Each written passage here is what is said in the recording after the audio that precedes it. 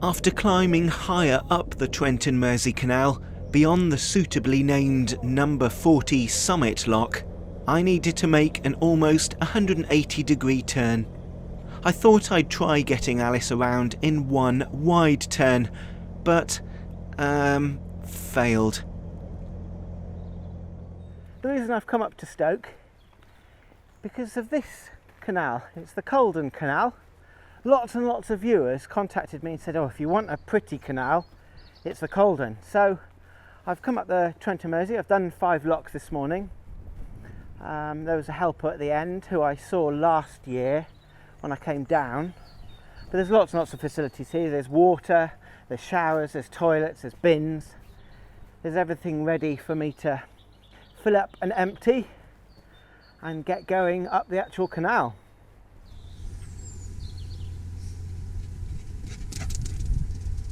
The Caldon Canal's actually named the Caldon branch of the Trent Mersey Canal and was opened in 1779 to bring limestone down from the quarries to the east of Stoke. It's not a long canal at 17 miles in length to Froghall or 14.5 miles to Leek. Despite the canal being in some very dense and built up areas, there are plenty of mooring spots that seem to be quiet. The canal winds its way out of the urban city of Stoke-on-Trent in a north-east direction. After Bridge 34, the canal splits. The canals cross each other and the main canal heads south-east towards Cheddleton. At Bridge 40, there's Oak Meadow Ford Lock. The navigation changes to the river between here and Consul Forge. This branch terminates after Froghall Tunnel.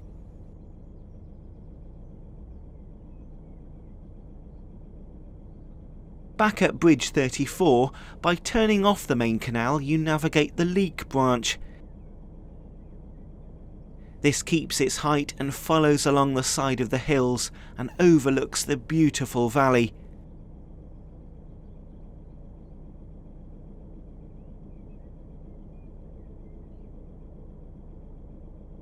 Towards the end of the branch is a tunnel and it terminates after West Bridge.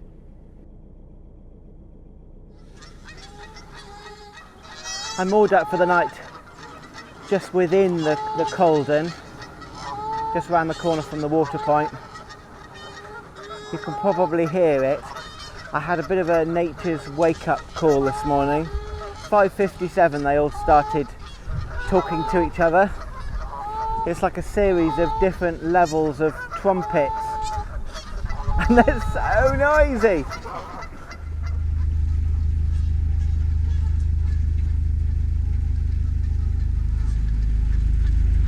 Bye Canada Geese. Hopefully I won't see you again soon. So the first thing I need to deal with this morning is Bedford Street staircase locks. To be completely honest with you, I haven't done any staircase locks on my own before. There has always been either a Canal and River Trust employee or a volunteer or someone else going up or down the lock at the same time. So this is going to be a bit of an interesting experience. There are signs to indicate what to do, and there's 2 chambers here, there's 2 locks, and the point of a staircase lock is the middle gate. It forms the gate of one lock and the gate of the next, so there's a bit of a staircase. It's not like there's a pound in between the 2 locks. So let's give this a go. That's a bit of a big gap for you, isn't it, Mal? I think it would be advisable for you to stay on the boat on this one. Is that alright? Is that okay with you? So someone's just gone up through the flight of locks and I got here just as they were driving off around the corner. So both chambers of the locks are full of water. The top one is full, as you can see the water's squirting out of the gate gap, and the bottom one's full. So what I need to do is empty the bottom one, move Alice into the bottom chamber, then fill it using the water from the top one. Then once they're equal I open the middle gates, then I fill the top one with the water from the from the pound, the canal above, and then I fill that, and then I open the top gates, and then I zoom off. First thing I need to do though is check that there's no other boats coming. So I'm just going to walk up round the corner, because it would just be my luck that as soon as I start emptying the bottom pound, someone will arrive. It is quite early in the morning, and I expect lots of people are going up onto the Caldon rather than leaving it. Let's just have a look round this corner.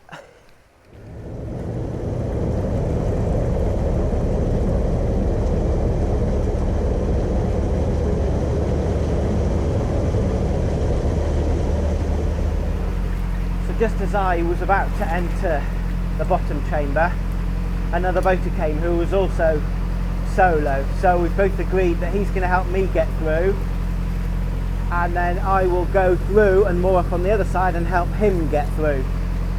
Apparently there's quite a swirl on this lock and he really hates it. So it's good that there's the pair of us to help each other out.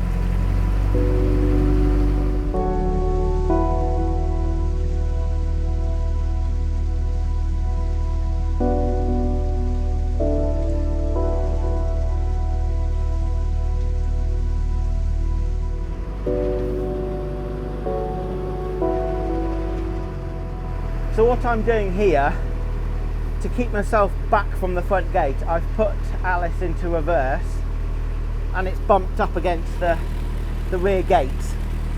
Now I've put my tiller to the side, because otherwise if you leave your tiller straight it has a tendency to go through the gap and then jam. So I put my tiller to the side, keeping the boat back so it doesn't matter what happens up at the front, they can open the gates as much as they like. And it's filling up quite quickly actually. Up. Good girl, good girl. Oh yeah.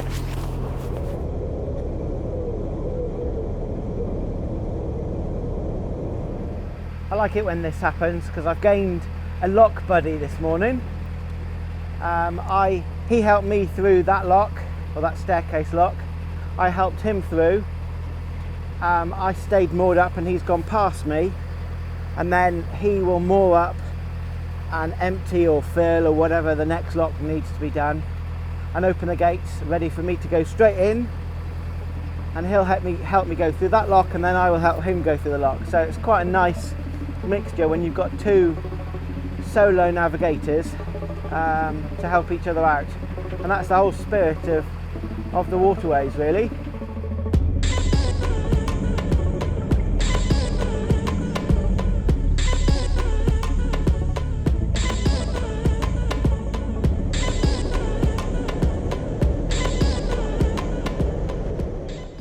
The canal goes through Handley Park, which is a really beautiful, picturesque park, but I've just been told by a boater it's great to travel through during the day, but whatever you do, do not moor up here overnight, because there's two rival gangs either side of the canal, and with you being smack bang in the middle, all sorts of problems could arise.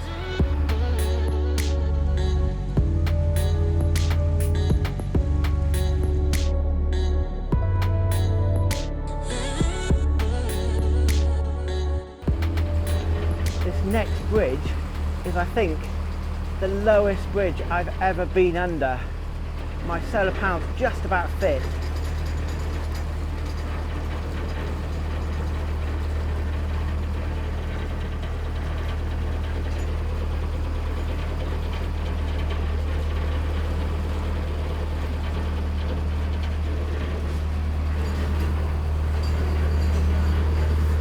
To make things worse, I think I've got something wrapped around my propeller. Dearie me.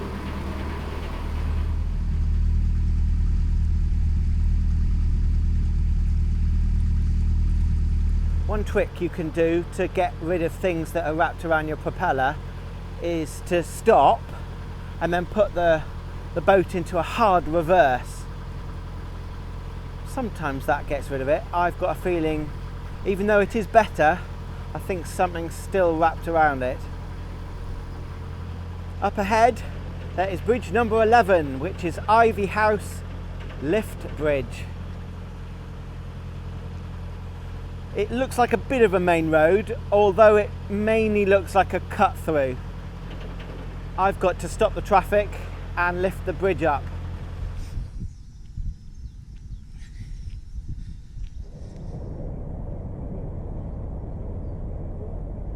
This is your key, put that in there, enable it.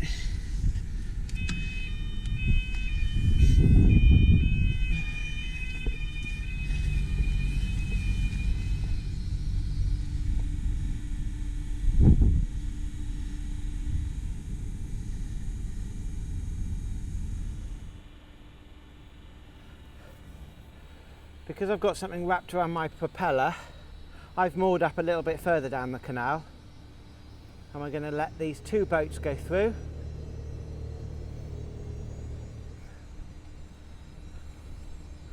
And then I will go and sort out my propeller, and then, well, I'll close the gates obviously, and then I'll come back and open them again. And my prop fouling was correct. Wrapped around my propeller was a man's t-shirt, a lady's top, some rope, 2 plastic bags and a gathering of twigs.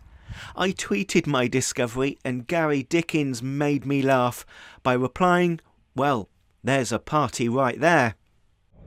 Just before Bridge 13 there's a turning that sort of creeps up on you. Well, when you're stood at the stern anyway. Judging by the bent and twisted metalwork, I wasn't the first to be caught out. I reversed just about in time as Alice only lightly tapped the sticking out railing.